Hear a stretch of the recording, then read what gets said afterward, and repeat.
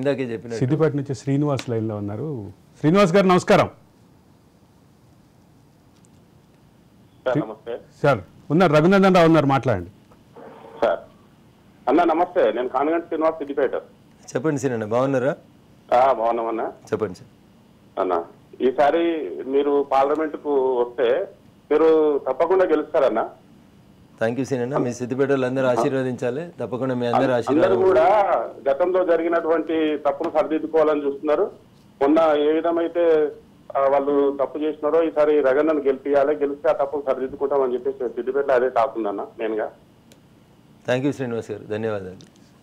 So ఇక్కడ అన్ననేమో అనిల్ గారేమో రోజు హరీష్కి నాకు ప్రచన్న యుద్ధం ఉందంటారు. మీరు సిద్దిపేట నుంచేమో తప్పులు సరిదిద్దుకోవాలి, రగన్నను గెలిపియాలి అనేది ప్రజల అభిప్రాయం చెప్తా ఉన్నారు. అరవింద్ హరీష్ స్నేహం ఇలాంటిది కాదు కాబట్టి నేను ఇద్దరం కాలేజ్ నాటి నుంచి నేను ఏమంటున్నాను సార్, వ్యక్తులుగా నేను మళ్ళీ చెప్తాను. ఇప్పుడు ఈ స్టూడియోలో ఇంటర్వ్యూ అయిపోయి నేను డోర్ తీసుకొని బయటకు వెళ్ళే సమయంలో ఒకవేళ పొరపాటునో కావాలని హరీష్ గారు లోపలికి వస్తారు అనుకో, నాకు ఎదురు వస్తే నమస్కారం మంత్రి గారు అంట. అది నా సంస్కారం. మంత్రి గారే అంటారు. అది నా సంస్కారం. అది దానికి నేను ఏం చేస్తాను. ఇప్పటికీ మాజీ మంత్రి కూడా మంత్రి గారే అంటారు. రొటీన్ గా అట్లే అలవాటు అయిపోయింది కాబట్టి మంత్రి గారు అనే పిలుస్తాను. తప్పుందని నేను అనుకోను. సో మనుషుల మధ్యలో మానవ సంబంధాలు ఉండడాన్ని తప్పు పట్టవద్దు. ఇప్పుడు మీరు ఎక్కడ కలిసినా, ఇప్పుడు నా క్లాస్మేట్సో ఫ్రెండ్సో లేదా నన్ను సిద్ధాంతపరంగా వ్యతిరేకించేటువంటి నా చిన్ననాటి స్నేహితుడు ఇప్పుడు ఎదురైంది అనుకోండి, వీడు రోజు నన్ను వ్యతిరేకిస్తున్నాడు, నాకు ఓటే లేదు కాబట్టి నేను మాట్లాడినా నేను దూరం వెళ్ళిపోలేను అనిల్ గారు, నేను తప్పకుండా పలకరిస్తాను. సో వాళ్ళు ప్రతి నమస్కారం చేస్తారా చేయరా, వారి అభిప్రాయం ఎట్లుంటుంది, వారు ఎట్లా ప్రవర్తిస్తారు నా పట్ల అనేది వారి విఘ్నతకు వదిలేస్తాను నేను. నేను మనిషిగా సాటి మనిషిని గౌరవిస్తాను. సో సేమ్ రెస్పెక్ట్ వారి నుంచి వస్తుందా రాదా నీకు అంటే అది వారి విఘ్నత. So but I don't lose నా క్యారెక్టర్ని నేను పోగొట్టుకోదలుచుకోలేదు సార్. వెంకయ్యనాయుడు గారు ఎప్పుడో చెప్తుండే, చిన్నప్పుడు మేము ఏబీపీ మీటింగ్లకు అప్పుడు ఇప్పుడు పోయినప్పుడు వినేవాళ్ళం, రాజకీయాల్లో ఉండేటువంటి వ్యక్తులు 4 Cలను గుర్తుంచుకోవాలని చెప్తారు.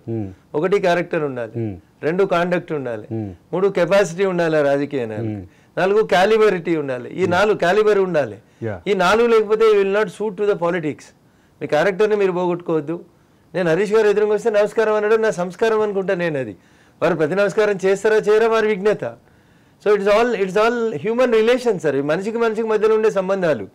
ఎన్నికలు వచ్చినప్పుడు బరాబర్ ఆయన సిద్ధాంతం ఆయన చెప్పుకుంటాడు, నా సిద్ధాంతం నేను చెప్పుకుంటాను. అట్లంటే మీరు ప్యానల్ డిబేట్లకు పిలుస్తారు.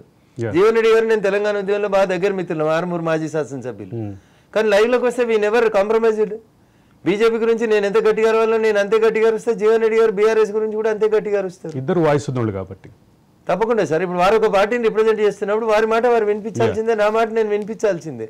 అట్లని జీవన్ రెడ్డి గారు కనబడితే బాగున్నావా జీవన్ రెడ్డి అని అడగకపోవడం నేను సంస్కారహీనతకి నిదర్శనం అవుతుంది. పార్టీ వేరు, సిద్ధాంతం వేరు.